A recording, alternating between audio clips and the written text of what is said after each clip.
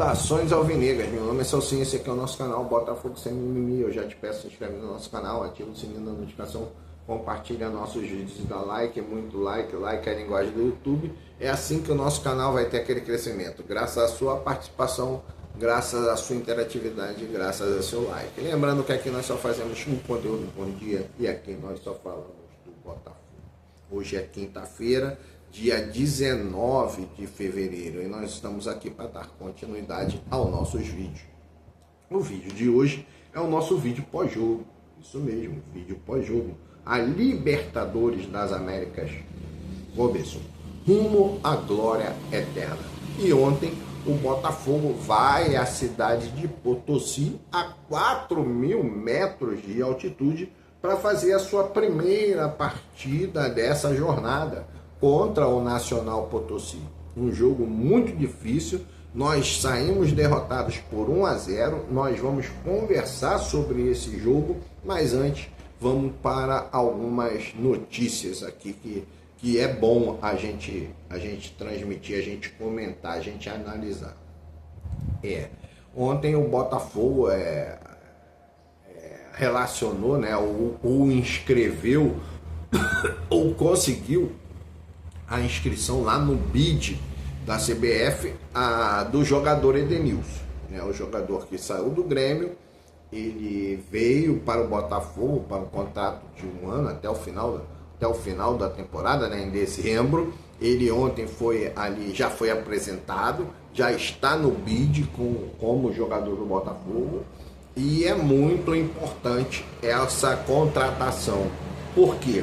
Como o Botafogo está passando por um momento difícil em relação à parte administrativa, político-financeira, então um jogador que chega sem custos, ele facilita muito o trabalho do treinador, porque qualifica, ainda que seja um jogador de 36 ou 39 anos, eu agora não tenho essa certeza, essa informação precisa, mas é um jogador, cara, que tem qualidade, é um jogador que ainda apresenta alguma intensidade e é um jogador que pode colaborar muito com o padrão de jogo do Martim Anselmi. Então, Edenilson já está regularizado como jogador do Botafogo. A outra notícia, que já fez novela, agora parece que estamos indo para os últimos capítulos, né? É a chegada do Medina, Cristian Medina, jogador do Estudiantes, e desde já eu vou te pedir desculpa, porque alguns vídeos eu tenho falado Independente, não é do Independente, é do Estudiantes, é o Cristian Medina, e eu vou também depois contextualizar quando for fazendo o pós-jogo, falar do pós-jogo, das atuações, né, do contexto do que se desenvolveu a partida. Nós vamos falar sobre Edenilson e vamos falar mais sobre Cristian Medina. Então, segundo aí vem também um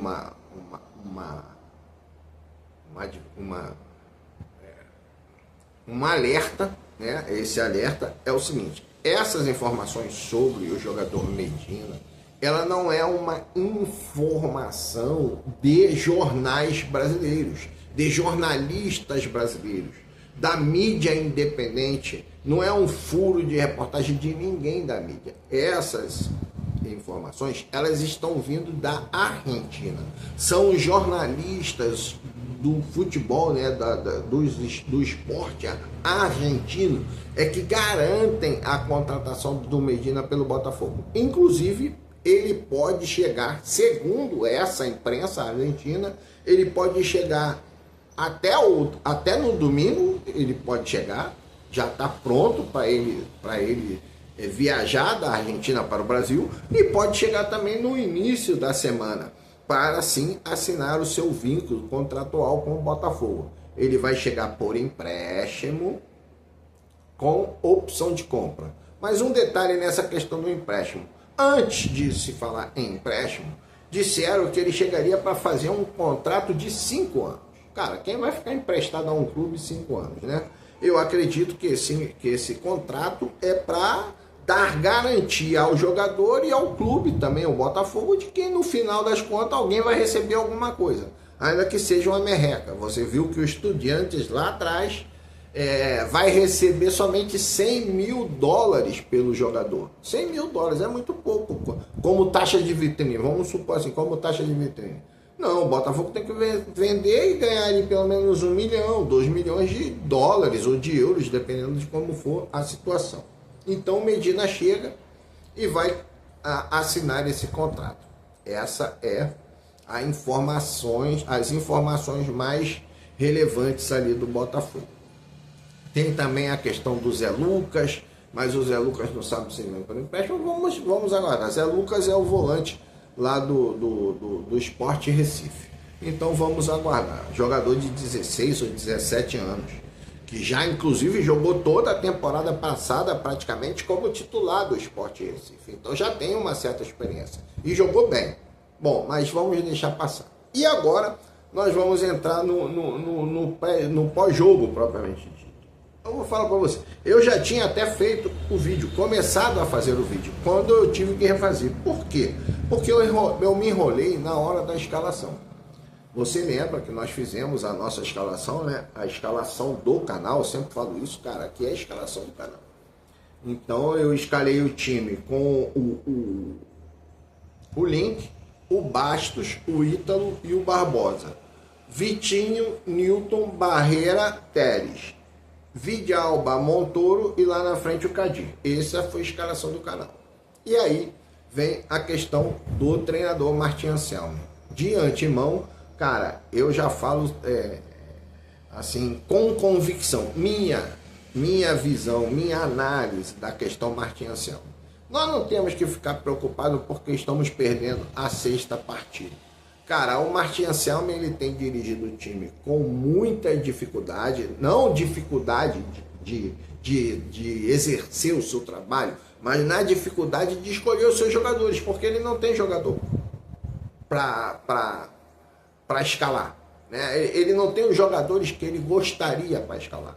Então, esse é o tipo do técnico que eu gosto, ok? É aquele técnico que, independente do jogador, que ele tenha em mãos, se ele é craque, se ele não é craque, se ele é sub-20, se ele é 19, sub-19, sub-15, não importa. Importa que ele tenha aquele grupo e dentro daquele grupo ele consiga tirar ou ele faça com que aquele jogador que está sendo escalado desempenhe até o final, com toda a garra, com toda a sua dedicação, ele exerça ali um futebol de garra, de vontade. Então, cara, em nenhum jogo, eu posso... em nenhum jogo, nenhum jogador demonstrou que não estava interessado em dar o seu melhor para o clube, para o Botafogo. Cara, é um técnico que fica à beira do campo, é um técnico que chama a atenção do jogador a todo momento, é um técnico que verifica o aproveitamento de cada jogador, é um técnico onde as suas substituições têm coerência. Pode fazer uma ou outra substituição que eu não concorde? Pode, eu já falei isso, cara, eu não entraria com esse jogador, eu entraria com esse. Assim como a gente erra, todo mundo erra na nossa escalação. Todo mundo queria o Vidalba como titular. Todo mundo queria. Correto? Então, ninguém queria o Matheus Ponte como o zagueiro principal, titular. Né? A nossa escalação era outra totalmente diferente. Mas ele veio para esse jogo. Sim. E ele também mostrou nesses 6 jogos que ele consegue jogar com 3 zagueiros, ele tem condições de mudar para jogar com uma linha de 4 defensores e ontem ele entra com uma linha de 5 defensores, porque ele entrou na realidade com o Léo Link, ele entrou com o Vitinho defensivo, ele entrou até porque não tem condições de você ficar dando pique para frente e para trás naquela altitude. Ele entrou com o Vitinho, ele entrou com Bastos, ele entrou com o Alexander Barbosa, ele entrou com o Matheus Ponte e ele entrou com o Alex Telles. Então, como foi a nossa defesa? Vitinho, Matheus Ponte, Bastos, Barbosa, Alex Telles. Uma linha de 5 defensores. Na camada seguinte dos 2 volantes, ele entrou com o Wallace Davi e com o Newton. Ele entrou com 2 volantes. O Wallace Davi e o Newton. E lá na frente, na camada já mais à frente, ele colocou o Barreira e o Montoro, que seria o ideal realmente jogar com Barreira e Montoro, ou pelo menos os 2 jogadores ali de recomposição, de trabalho. Poderia ter sido Villalba e Montoro, né? Então poderia ter sido, mas ele entrou com Barreira e Montoro totalmente coerente e entrou lá na frente com o Matheus Martins. Matheus Martins, que vinha atuando como centroavante. Então, o que aconteceu nesse jogo? Cara, ele entrou ali pensando no seguinte: primeiro, poupar o máximo o desgaste, o jogador de desgaste físico, desgaste aeróbico. Você deve lembrar que num determinado momento do jogo, até o nosso goleiro não conseguia respirar. Até o nosso goleiro, ele cai ao chão, o Léo Link, e ali, logicamente, que ele tem que ganhar um pouquinho de tempo, ele pede socorro porque está sem ar. Então, tivemos realmente muita dificuldade. É um jogo muito, muito sacrificante. E, como se era de esperar, o Potosí começou com os jogadores em cima do time brasileiro, do time do Botafogo. Eles mantiveram 2 zagueiros, que são os jogadores que jogam um pouco mais recuado, porque eles sabem que um jogador não vai conseguir dar um pique até do meio campo ao gol. Então eles se posicionam ali mais ou menos próximo ao meio campo e o resto dos jogadores no campo adversário. E com 8 jogadores no campo adversário, mais os jogadores que você tem da equipe, né, da sua equipe, cara, é muito difícil você sair jogando. É muito difícil, porque fica congestionado e você não tem como. Então eles marcaram muito em cima, eles pressionaram muito o Botafogo no início, e o Botafogo estava tentando ali se defender, sofrendo, correto? Eles chegaram a fazer ali umas 3 ou 4 finalizações, mas essas finalizações, uma só foi para dentro do gol, né? O Léo Link, inclusive, defendeu, espalmou para o lado. A outra foi por cima. Uma foi na trave, numa cabeçada, bateu na cabeça do jogador do Botafogo e bateu na trave. Então, o Botafogo se defendeu. E se defendeu bem, porque essa linha de 5 também começava a trazer problemas para o Nacional Potosí de profundidade, né? Eles não conseguiam alcançar profundidade. Então o Botafogo foi jogando assim, até chegar a hora do cooling break. Cooling break é tempo de refrescamento, né? Ou de refrigeração, sei lá, tem um nome lá que dá lá. Pausa para reidratação. A pausa para reidratação. Até esse momento, o Botafogo sofria.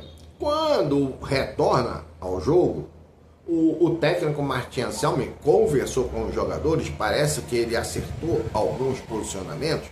Cara, e o Botafogo começa a jogar bem. A ponto do Botafogo ir mais vezes ao gol adversário.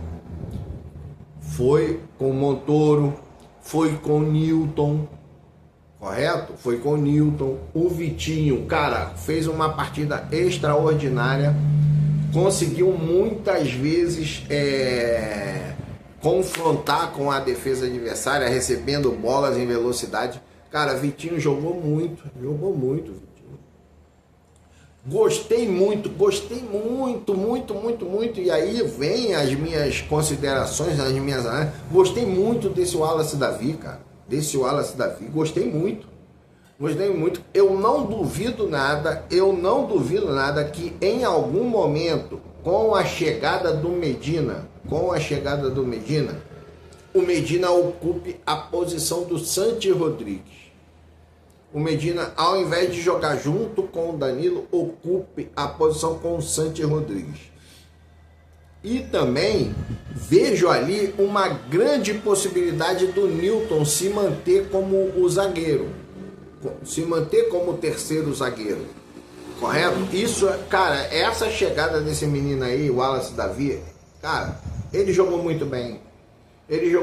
Claro, nós temos, e aí vem o todo, não foi ele, não foi o todo, na questão da altitude, né? A questão de você dar o passe, cara, será que esse passe vai sair bem? Aí quando você vê, deu muito forte. Ou será que esse passe vai sair bom? Você deu muito fraco. Cara, tudo por conta do efeito da altitude, não só na grama, como na bola, como no próprio desempenho do jogador. Cara, realmente um adversário extra, entendeu? Não é como jogar com um a mais, não, é como você jogar contra dois adversários, é muito difícil. Então o Wallace Davi jogou muito bem, cara, basta o Barbosa e bateu o ponte, jogaram bem, Alex Telles marcou muito bem, com dificuldade, todo mundo teve dificuldade. Montoro teve bem, quando começou a se acertar, o próprio Jordan Barreira teve bem. O Matheus Martins, ele estava bem. O problema ali que nós tivemos, e aí eu acho que isso pesou para o Matheus Martins, é que como ele era o único homem de frente, ele recebia bolas que ele tinha que correr, né? E eu já expliquei isso há muito tempo. Eu lembro quando um jogador do Flamengo aconteceu, ele entrou em campo, inclusive foi num campo parecido com esse aí, do Potosí ou do Bolívar. Deram o primeiro lançamento para ele correu. Deram o segundo, ele correu. Quando deram o terceiro, ele caiu, vomitando, se não me engano, foi o Juninho. Por quê? Porque assim como o Matheus Martins, embora isso não tenha acontecido com o Matheus Martins, de passar mal e vomitar, o Matheus Martins não soube dosar quando deveria correr e quando não deveria. Então, por várias vezes eu ainda falava, cara, não vai até aí, não tem necessidade. Não vai. E ele tentava dar aquela pressão no zagueiro quando não era necessidade. Aí, quando ele recebe uma bola, e aí é falta realmente, cara, pesou a perna, pode ter pesado, faltou ar, pode ter faltado, cara, mas isso é falta de técnica, cara, é falta de você raciocinar naquilo que você vai fazer. Alguém dizia, pô, ele poderia puxar, fazer o corte no goleiro e concluir. Aí o outro falou, cara, mas ele chegou ruim, ele já chegou capengando. Cara, mas se você chegou capengando, uma cavadinha. Pô, quando ele tira do goleiro, a bola o goleiro já estava saindo fora quase da grande área. O goleiro já estava ali na marca do pênalti quase. Era só dar um toque para a perna esquerda e conferir. Não precisava nem correr muito. É um toque. Se lembra daquele gol do Luiz Henrique? Que ele deu um toque contra o Vasco. Ele deu um toque assim que colocou por cima do Léo Jardim. Era aquilo ali que o cara tinha que fazer. Mas se ele não pensou naquela jogada, cara, era uma cavadinha. Não tinha que tirar a bola do goleiro. Por que tirar a bola do goleiro? Você tira a bola do goleiro quando o goleiro ele está ali na área, quando ele está na área pequena, e você está muito em cima, você tem que tirar. Eu teria que explicar isso de forma didática, o seguinte, eu lembro, e eu falo sempre isso, você tem que saber em que posição do campo você está. Eu lembro do goleiro Andrada, eu vou fazer só esse parênteses aqui para você entender. Eu lembro do goleiro Andrada do Vasco, muitos anos, nos anos 70. Ele entrava e ele molhava uns pedaços de algodão e botava no campo. Por que ele botava no campo? Porque ali na linha da área. Porque ele sabia que toda vez que a bola cruzava aquele pedaço de algodão, ela ia para fora. Quando cruzava o outro pedaço de algodão, ela ia na direção do gol. Então ele sabia pela diagonal, pela trajetória da bola, naquele chumaço de algodão que ele colocava ali, ele sabia aonde ia. Então é a mesma coisa, cara. Se você entrou na área, você tem que medir a distância. A distância, olha só, você está perto da área. Se você faz assim, vou te dar um exemplo. Se você faz assim, olha a diagonal vem aqui, dentro do gol. Se você está aqui, a mesma diagonal sai do gol quando ela chegar no destino. Por quê? Porque a diagonal ela vai abrindo. Correto? A diagonal ela vai abrindo. Aqui, ó, aqui. Aqui a distância é uma. Aqui a distância é outra. O cara tem que saber disso, cara. Ele não estava na pequena área para poder tirar do goleiro. Ele estava na grande área. Então ele tira do goleiro, a bola vai sair. Entendeu? O jogador, e eu falo isso com muita humildade, cara, o jogador ele não tem só que jogar. Ele não tem só que jogar. Ele tem que saber. Ele tem que raciocinar naquilo que ele está jogando. Você viu ontem o Jordan Barreira, que devia ter entrado chapando com a perna esquerda, ele se ajeitou para chapar com a perna direita. Como o corpo ele não fez um movimento completo para poder acertar com a perna direita lá do outro lado, ele acertou aqui. Por quê? Se ele faz assim, automaticamente essa perna está levando para lá. Ele foi fazer assim, a perna trouxe para cá para a primeira trave e ele não conseguiu acertar. É assim, cara. Tem que pensar nisso. Aí vem o segundo tempo. Cara, eles fizeram logo a primeira substituição porque eles sabiam que tinham que ganhar o jogo. E, cara, em um lance incrível, aí, meu irmão, falha do goleiro, não falha do goleiro, mas infelizmente o cara riscou de cabeça e a bola vai para dentro do gol e a gente acaba levando o primeiro gol 1-0. E isso levou o Botafogo aí, cara, a sofrer. O técnico fez algumas substituições, ele substituiu o garoto, o Wallace Davi, ele colocou o Vidalba, ele tirou também o Matheus Martins, que estava muito cansado, né? O Matheus Martins estava realmente muito cansado, e ele fez ali as substituições que precisavam ser feitas. Voltou com o Ítalo, colocou o Ítalo, e no sofrimento, cara, nós conseguimos ali perder apenas de 1-0. Cara, eu acredito que essa derrota tenha sido uma derrota com sabor de vitória. Pelo desempenho total, pela característica do treinador em campo, cara. Foi uma atuação, eu vou dizer, uma atuação heróica do nosso time. E por isso eu fico muito ansioso pela próxima partida, porque eu creio que aqui no estádio Newton Santos, aí sim, com o calor da torcida, com o campo sintético, aí nesse caso o Botafogo precisa fazer valer a condição do tapetinho. Eu costumo dizer, já falo isso há vários vídeos, cara, o gramado sintético do Botafogo é o único gramado que não oferece vantagem totais ao Botafogo. Tem vantagem? Tem. Mas todos os times já acostumaram a jogar ali no gramado sintético. Todos os times praticamente já ganharam do Botafogo no gramado sintético do estádio Newton Santos, que é um dos melhores, é o melhor gramado sintético que tem aqui.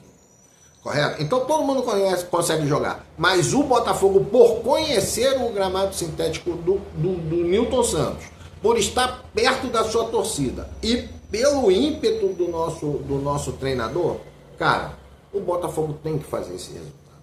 O Botafogo precisa fazer esse resultado.